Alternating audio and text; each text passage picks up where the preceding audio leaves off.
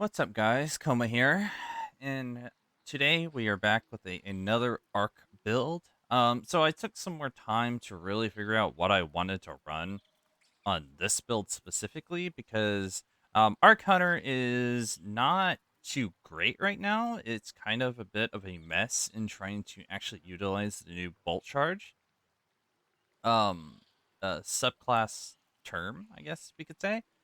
So in this build video, we will be covering Gifted Conviction with straight up the Arc subclass.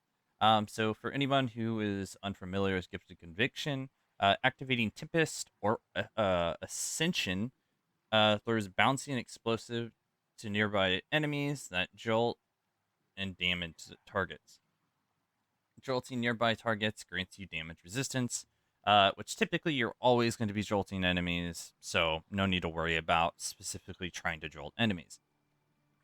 And I would assume this jolting also comes from other sources as well, as it just says jolting nearby targets, meaning that, yes, we are actually going to be using Delicate Tomb for this build, and I'll cover that here in a moment.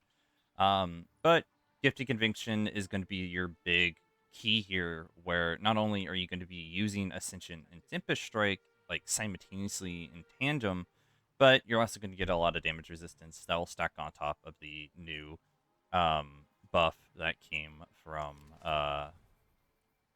Amplified, because Amplified now gives 15% reduction to damage.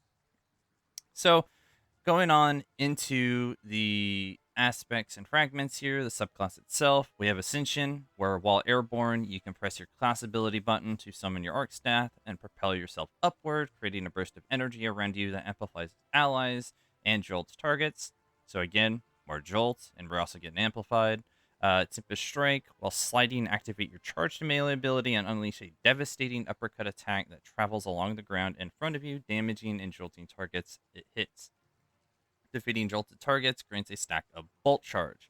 So as long as you're killing jolted targets, whether or not that is from your ascension or anything like that, you're going to be getting bolt charge. Now this is a bit more jank in comparison to say Storm's Keep or Ionic Sentry, where they just kind of passively do bolt charge. You kind of have to set up bolt charge for Hunter, and I've kind of focused this entire build into that. We're running Pulse Grenade because I think that's globally the best grenade you can run here. You're welcome to run Storm or whatever personal nade you like, but I'm here running Pulse. And we're running Gambler's Dodge.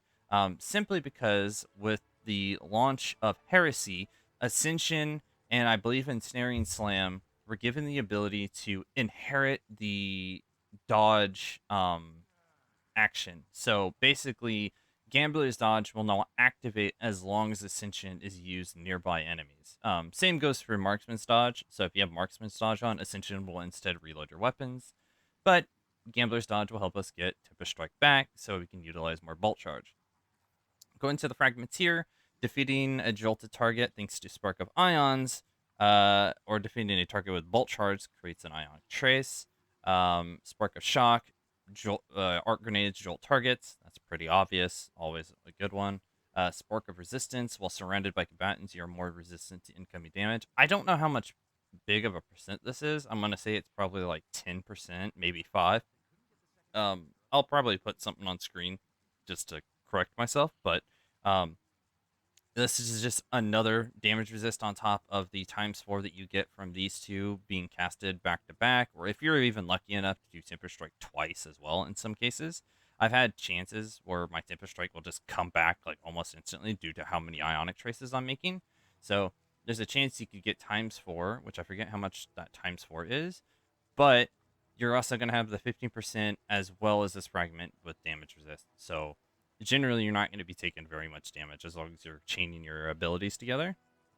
Spark of Discharge and Arc Weapon Final Blows have a chance to create an Ionic Trace, and collecting 9 Ionic Trace guarantees you a stack of Bolt Charge. That's pretty important because we will touch on Delicate Tomb here in a moment, but keep this fragment in mind, as well as Spark of Frequency. It says melee hits increase your equipped weapons reload speed and stability for a short duration, and while amplified, the effects are increased and you gain additional stacks of bolt charge from all sources. So basically any enemy that I kill that is jolted will give me ×2 bolt charge as long as I'm amplified. So essentially, Ascension is always going to amplify me. If I'm getting multiple art kills, that's also going to amplify me.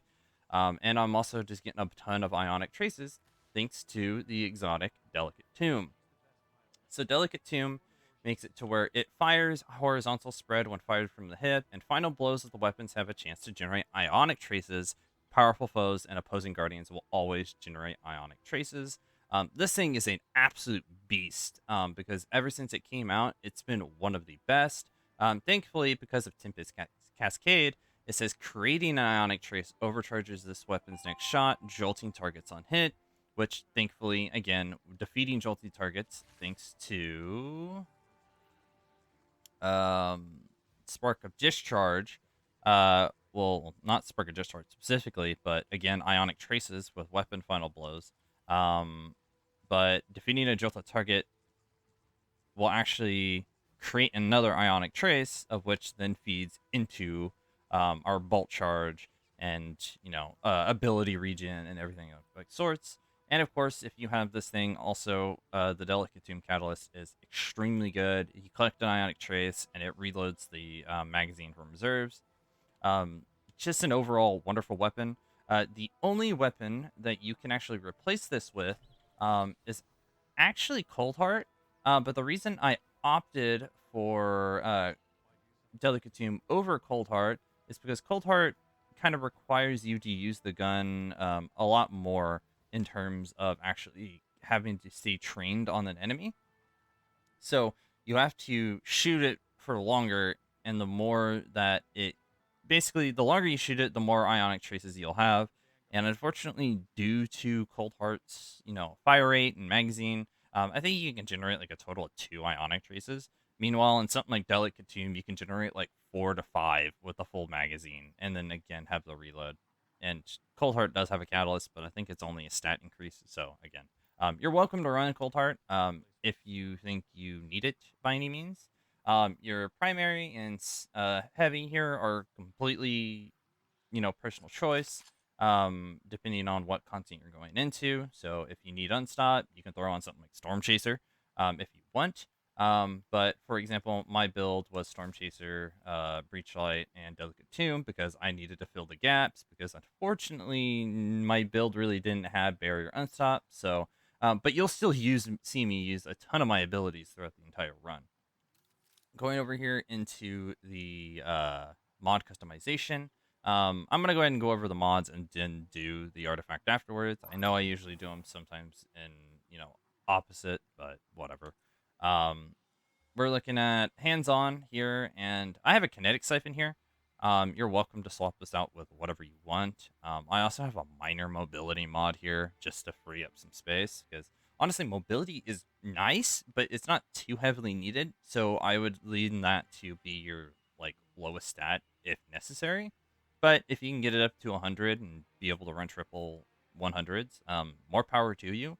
But we're running double hands on because we're running Tempest Strike, and Tempest Strike will be doing a ton of damage, especially thanks to Bolt Charge, and again, Siphon. Double heavy handed, just generate more orbs of power. And thankfully, I think as well, Ascension will also be activating powerful attraction. I could be wrong about this. It's something that I actually have to test. I'll correct myself on screen again.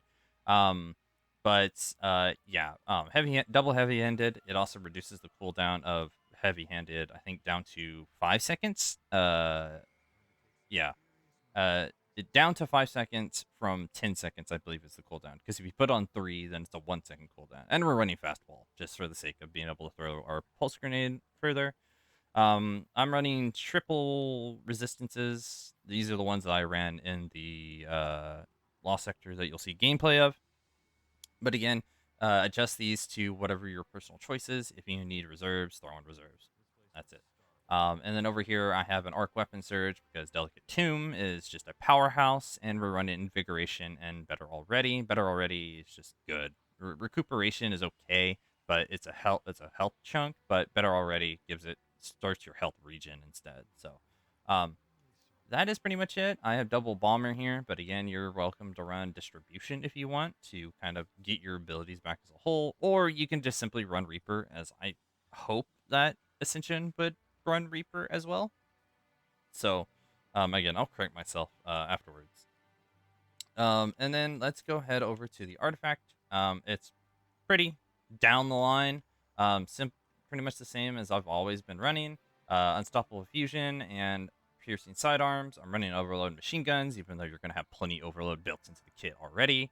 Overclock and load, de-electric, flash over, photonic flare, and defibrillating blast. So essentially, you're going to be running each one of these arc setups here just for the sake of just their benefits. There's a ton of different benefits here, and you don't need to run through them, as if you're mainly running this build and you're stunning champions, you're going to be interacting with a majority of these mods anyway. And of course, particle reconstruction is always just here for the sake of damage. If you're running Storm Chaser like I was, or any sort of linear fusion, this is just going to make them hit hard. So, especially Delicatum, because again, Delicatum also gets particle reconstruction. So, do keep that in mind. And so yeah, I think this build, I was kind of like hesitant on actually running this build, but from what I saw and what I could like really glean from the run, I did this run in a single take, by the way. So there is no, unlike the other Titan build that I did, this is done in a single take. So I hope you guys enjoy the build. If you guys have any questions, do let me know. And if you guys want to see more builds coming out from me, whether or not that is, branching off from these ARC updates, or this is something else beyond, this season, do subscribe. I'll be posting more. I want to post some new player guides, maybe do some more updated content to help new players, lean more into the game. And I'll catch you guys in the next one. Adios.